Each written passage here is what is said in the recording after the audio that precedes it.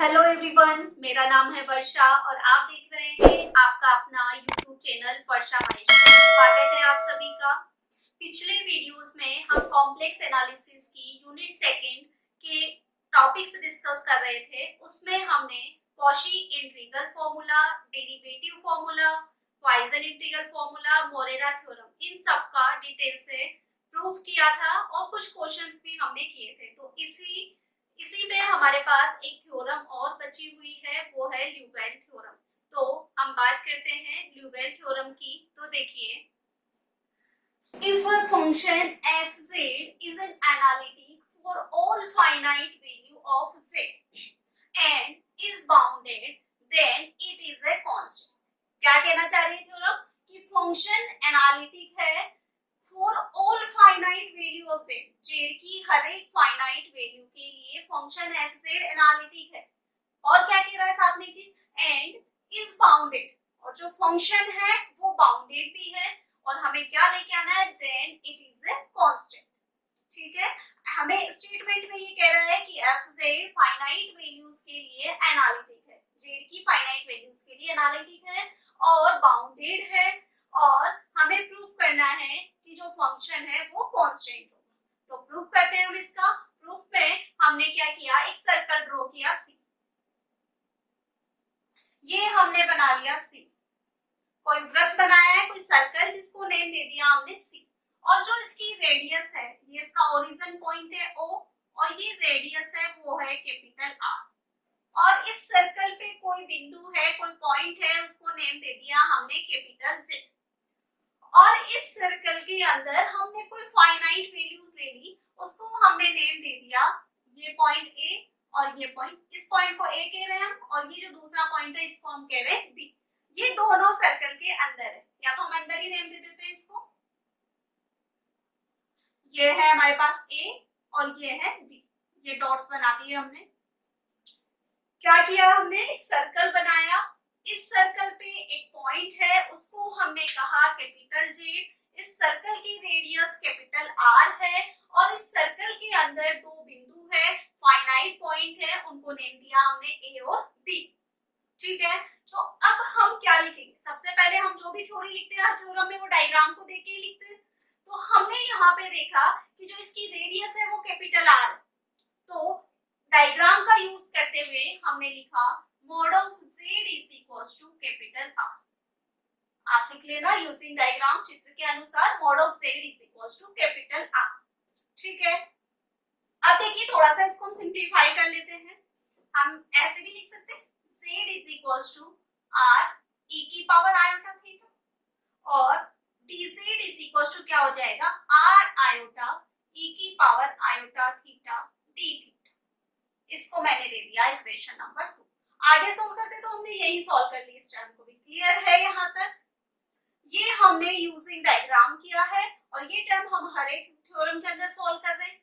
अब देखिए, उसके बाद इन्होंने क्या कहा कि ए और बी क्या है हमारे पास, फाइनाइट पॉइंट्स, और वो सर्कल के अंदर है, और सर्कल है वो क्या है आपका, बाउंडेड है। एंड इज बाउंडेड, बाउंडेड क्या है, सर्कल तो फिक्स बना हुआ है, फंक्शन आपका क्या है, बाउंडेड है। तो हमें दिया हुआ है given that fz is bounded. अब बाउंडेड है तो बाउंडेड को हम इस तरीके से लिख सकते हैं, f of z less and is equals to lambda, where lambda is constant। ठीक है, ये यूजिंग डायग्राम लिखा। हमें दिया हुआ है कि fz क्या है, बाउंडेड है, तो बाउंडेड को हम इस तरीके से लिख सकते हैं, f of z less and is equals to lambda, capital M भी मान सकते हो आप इसे। ये वैल्यू कांस्टेंट है, हमने यहाँ दिखा दिया कि जहां पे लैम्डा अचर है। अभी तक जो बात की है वो पूरी हमने यूजिंग डायग्राम की है। तो अब यहाँ तक का काम हमारा हो चुका। अब हम इस थ्योरम को सोल्व करने के लिए यूज करेंगे Cauchy theorem, Cauchy integral formula, जो कि आप सब लोग जानते हैं। नहीं जानते तो उसका वीडियो देख लीजिए, उसका लिंक आपको डिस्क्रिप्शन बॉक्स में मिल जाएगा। तो देखिए, कॉशी थ्योरम लगाएंगे हम पॉइंट ए और पॉइंट बी के लिए। बिंदु ए और बिंदु बी के लिए हम अप्लाई करने वाले हैं यहाँ पे कॉची इंटीग्रल फॉर्मूला। तो अब आप लिख सकते हैं यहाँ पे कि बिंदु ए के लिए कॉची समाकलन सूत्र से फॉर पॉइंट ए, कॉची समाकलन फॉर पॉइंट ए। अब देखिए एफ ऑफ ए, हमारी थ्योरम होती थी F of Z naught is equal to 1/2 pi iota integration C F of Z Z minus Z naught. वहां पे जेड नॉट पॉइंट होता था, यहाँ पे पॉइंट है हमारे पास स्मॉल ए, तो यहाँ भी क्या आ जाएगा Z minus A D Z. Equation number मैंने दे दी इसको 3। अब ये बात हमने बिंदु ए के लिए की, पॉइंट ए के लिए की, वही सेम हम किसके लिए कहेंगे, पॉइंट बी के लिए कहेंगे। तो आगे बिंदु बी के लिए कॉची समाकलन, कॉची इंटीग्रल फॉर्मूला से क्या कहेंगे, F of B is equal to 1/2 pi iota integration C F of Z divided by Z minus B D Z. Equation number 4 clear है। कॉची इंटीग्रल फॉर्मूला लगाया है, यहाँ तक कुछ भी नया नहीं है, ये सारी बातें हम हर थ्योरम में करते थे, केवल यहाँ पे नया आया है कि फंक्शन बाउंडेड है, तो बाउंडेड की डेफिनेशन हमने यहाँ पर अप्लाई की। अब हम करेंगे इक्वेशन 3 माइनस इक्वेशन 4। तो इक्वेशन 3 माइनस 4 करेंगे, इधर वाला पोर्शन रब कर रही हूँ।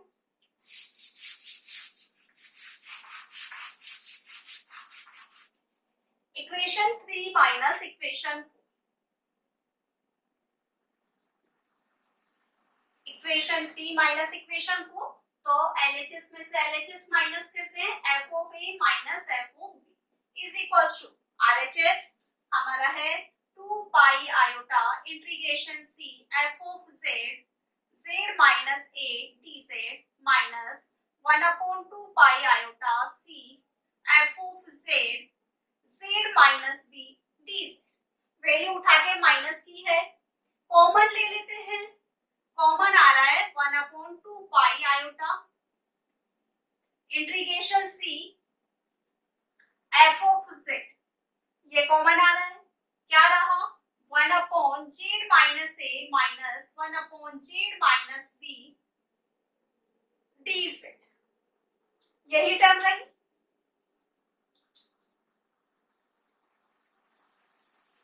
अब देखिए सिंप्लीफाई करते हैं इसको, सिंप्लीफाई करेंगे तो सी एफ जेड, देखिए क्या आ जाएगा Z minus B minus Z plus A divided by Z minus A और Z minus B D Z. यहां से जेड कैंसिल आउट हो जाएगा, तो 1/2 पाई आयोटा, मैं ऐसे लिख दू सी ए माइनस बी, यही रहा ए और यहाँ पे minus B divided by Z minus A Z minus B D Z. किसकी वैल्यू है ये, F of A minus F of B. ठीक है, अब इस इक्वेशन में अब देखो यहाँ तक से कोई रिजल्ट मिल रहा है हमें, अभी तक कोई रिजल्ट नहीं है, तो इसको आगे सिंप्लीफाई करना पड़ेगा। और आगे सिंप्लीफाई करने के लिए हम हर एक थ्योरम में कुछ एक ही तरीके से कर रहे हैं वैल्यूज, क्योंकि हमारे पास mod of Z is equal to R है और mod of F Z less than is equal to lambda है, तो मतलब कुछ मोड टाइप की वैल्यू आनी चाहिए। तो हम क्या करेंगे, इस इक्वेशन का बोथ साइड मोड ले लेंगे। तो आगे देखिए इक्वेशन नंबर दे देते हैं इसे 5, इक्वेशन नंबर 5। अब देखिए इधर वाला क्वेश्चन रब करते हैं,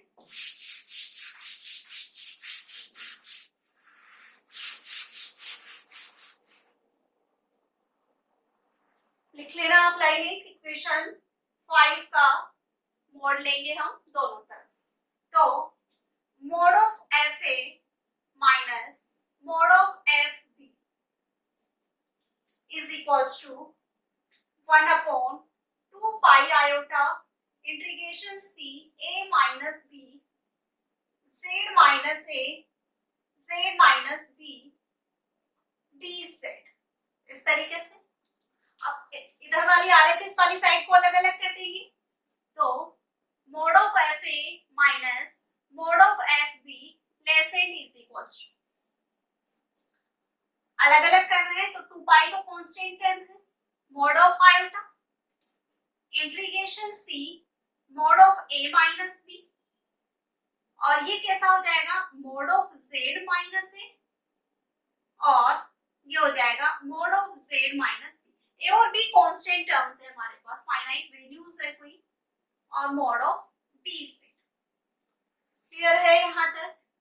अब देखिए हमारे पास जो जो वैल्यू है वो सब्स्टिट्यूट करते हैं। इक्वेशन नंबर 1 में हमारे पास था mod of Z is equals to capital R, ठीक है। उसके बाद में मोड ऑफ जेड की कैपिटल आर वैल्यू थी, तो यहाँ पे कैपिटल आर पुट हो जाएगा और यहाँ पे कैपिटल आर वैल्यू पुट हो जाएगी। और फंक्शन हमारे पास क्या था, बाउंडेड था। यहाँ पे फंक्शन भी चल रहा है हमारा एफ ऑफ जेड, ये एफ ऑफ जेड है, ये भी एफ ऑफ जेड, ये एफ ऑफ जेड वहां छूट गया था, और तो यहाँ भी एफ ऑफ जेड होगा, मोड लेंगे तो अब मोड ऑफ एफ जेड की वैल्यू हमारे पास थी less than is equals to lambda, तो यहाँ पे क्या सब्स्टिट्यूट हो जाएगा हमारे पास लैम्डा। तो पुट करते हैं वैल्यू यूजिंग इक्वेशन 1, ठीक है। और जो मोड ऑफ आयोटा होता है उसकी वैल्यू हो जाती है हमारे पास 1, तो सब्स्टिट्यूट करने पे हमें मिला F of A minus F of B less than is equals to 1/2 pi integration C, A minus B constant है, बाहर निकाल देते हैं हम इसे, तो mod of A minus B 2 pi, mod of iota की वैल्यू 1 हो गई, integration C mod of F Z की वैल्यू लैम्डा, तो सब्स्टिट्यूट कर दिया हमने लैम्डा। उसके बाद में ये हो गया कैपिटल आर माइनस ए, और इसकी वैल्यू इक्वेशन 1 से कैपिटल आर माइनस बी, और ये हो गया मोड ऑफ डी जेड। अब जेड का फंक्शन है तो ये आर माइनस ए है, और ये वाली टर्म भी हमारे पास क्या है आर माइनस बी, तो बाहर निकल जाएगी ये भी। तो less than is equals to F of A minus F of B less than is equals to A minus B 2 pi capital R minus A capital R minus B, सारी value बाहर निकल गई, लैम्डा भी बाहर निकाल देते हैं, ये भी कांस्टेंट है, हमने लिखा था जहां लैम्डा अचर है, integration C mod of D Z. अब देखिए integration C mod of D Z, इसकी वैल्यू किसके इक्वल होती है, कर्व सी की लंबाई, और यहाँ कर्व सी की लंबाई, कर्व क्या है हमारे पास सर्कल है, और सर्कल का क्या हो जाएगा 2 पाई आर। तो F of A minus F of B less than is equals to mod of A minus B 2 pi R minus A R minus B, ये हो गया 2 पाई कैपिटल आर, यही होगा। कैपिटल आर क्यों आया, क्योंकि radius हमारे पास यहाँ पे कैपिटल आर है। अब देखिए mod of F A minus mod of F B less than is equals to A minus B, और 2 पाई से 2 पाई कैंसिल आउट कर रहे हैं हम, R minus A R minus B, और क्या रह गया हमारे पास कैपिटल आर, एक आर तो कैंसिल आउट हो जाएगा। देखिए कॉमन लिया हमने, तो यहाँ हम ऐसे लगाते हैं यहीं पे, यहाँ से एक आर कॉमन आ जाएगा, यहाँ से भी एक आर कॉमन आ जाएगा कैपिटल आर, एक आर से तो एक आर कैंसिल आउट हो जाएगा, एक कैपिटल आर रहेगा नीचे। तो अब नीचे अगर हम लिमिट आर टेंड्स टू 0 लगाते हैं तो वैल्यू इनफाइनाइट हो जाएगी। तो यहाँ पे हमें लेना है taking limit capital R tends to infinite, limit लेंगे और लिमिट दोनों साइड लेंगे, तो इधर से F of A minus F of B, limit r tends to infinite, और इधर limit r tends to infinite लिया तो वैल्यू हो गई हमारे पास 0। इधर r की कोई टर्म है नहीं, तो f of a minus f of b is equals to 0। तो f of a is equals to f of b, और a और b आर्बिट्ररी पॉइंट्स है हमारे पास, फाइनाइट पॉइंट्स। और जब भी दो आर्बिट्ररी पॉइंट्स की वैल्यू सेम मिल जाती है तो फंक्शन कांस्टेंट होता है, और यही हमें प्रूव करना था। तो कैसा लगा वीडियो आपको, कमेंट करके बताइए। कोई डाउट हो तो वो भी आप कमेंट बॉक्स में पूछ सकते हैं। तो आज के लिए इतना ही। अगली क्लास में हम टेलर थ्योरम के बारे में बात करेंगे, जो कि यूनिट नंबर 3 के अंदर आपके आती है।